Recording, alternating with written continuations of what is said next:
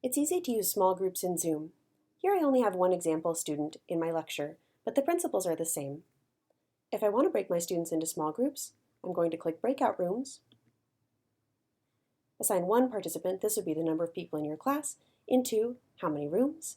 For instance, if you had 20 people in your class and you wanted 5 per group, it would say assign 20 participants into, and you would pick 4 rooms.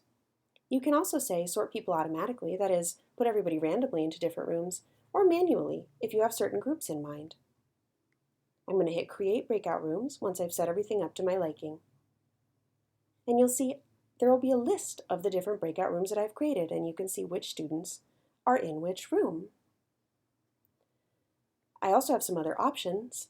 I can choose how long I want the breakout rooms to last. The default is 10 minutes, but I can set it for longer or shorter. And also, there's a little reminder that goes up before the 10 minutes is almost up, just to let students know, finish your current sentence. Breakout rooms are about to close. Once you've got your settings made, go ahead and hit Open All Rooms. Your students will join the breakout rooms, and you will see that they're in them. One thing you can do during breakout rooms is to join the individual breakout rooms that students are in.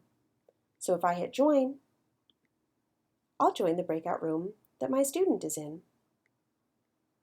I can talk to this small group while they're working, and then if I want to visit another group, I simply hit Leave Room.